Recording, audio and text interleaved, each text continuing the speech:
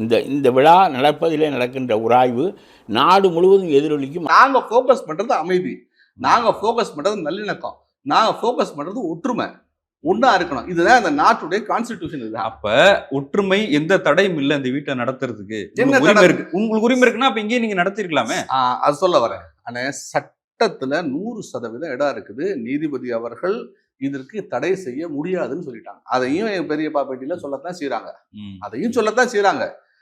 கான்ஸ்டிடியூஷனுடைய watch talk வந்து supreme court. அதனால இதுக்கு தடையே செய்ய முடியாது. ஒரு பிரைவேட் ப்ராப்பர்ட்டி தடை செய்ய முடியாது. ஆனால் அண்ணன் சொன்ன மாதிரி, அண்ணன் இப்போ கருப்பழனியப்பன் அவங்க சொன்ன மாதிரி, கடைசி நேரத்தில் 11 மணிக்கு மேலே நாங்கள் என்ன விரும்பணும் அப்படின்னா, எங்களுடைய நோக்கம் இந்த விழா. அதாவது நான் இங்கே பக்கத்தில் காட்டுத்தலைவாசல்னு ஒரு பள்ளிவாசல் இருக்கு. இங்கேருந்து ஒரு 1/2 கிலோமீட்டர் அந்த பகுதி தான். அது அந்த காட்டுத்தலைவாசல் தான் பக்கத்தில் உள்ள பள்ளிவாசல். காட்டுத்தலைவாசல் பள்ளிவாசலுக்கு நான் முந்தானேது, அதாவது ஞாயிற்றுக்கிழமை ஃபங்க்ஷனு, வெள்ளிக்கிழமை தான் நான் போனேன் அங்கே. அதுவும் இந்த மீனாட்சிபுரத்தில் இது 2 தான், காரைக்குடியில் பெரிய பள்ளிவாசல். வெள்ளிக்கிழமை அன்னைக்கு தான் நான் போய் பத்திரிகை கொடுத்தேன். அங்கே உள்ளவங்களை கேட்டாங்க, என்ன இப்படி ஒரு விழா நடக்கிறதே எங்களுக்கு தெரியாதுன்னாங்க. என்ன சொல்றீங்க நீங்க, இப்படி ஒரு விழா நடக்குதா அப்படின்னு கேட்டாங்க. அப்ப 2 நாள், நாங்கள் 25 நாள் 1 மாசமா இதை யோசிச்சு 20 நாளைக்கு முன்னாடி பத்திரிகை அடிச்சு 2 நாளைக்கு முன்னாடி தான் முஸ்லீம் ஜமாத்துக்கே கொண்டு போய் கொடுத்தேன், காரைக்குடி முஸ்லீம் ஜமாத்துக்கு.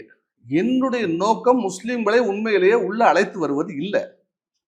என்னுடைய நண்பர்கள் இருக்கிறாங்க, அவங்கள தவிர்த்துக்க வேணாம ஒரு பார்வையாளர்களாக தான் அவங்க வர்றாங்க. இங்க இந்த ஏரியா இடத்த சார்ந்தவர்கள் பார்வையாளர்களாக நான் சொல்லும் போதே கொடுத்து சொன்னேன், இது எங்களுடைய சொந்தக்காரங்க வரக்கூடிய விழா, நகரத்தார், என்னுடைய பங்காளிகளை, எங்களுடைய சொந்தங்களை, ரத்த உறவுகளை நான் அழைச்சிருக்கிறேன். நீங்க இது இல்லாம இருக்கக்கூடாது, நீங்க கொஞ்சம் பேர் வாங்கன்னு சொல்லி சொன்னேன். நான் சொல்லித்தான் கொடுத்தேன் அவங்கள்ட்ட, கொஞ்சம் பேரா நீங்க வாங்க.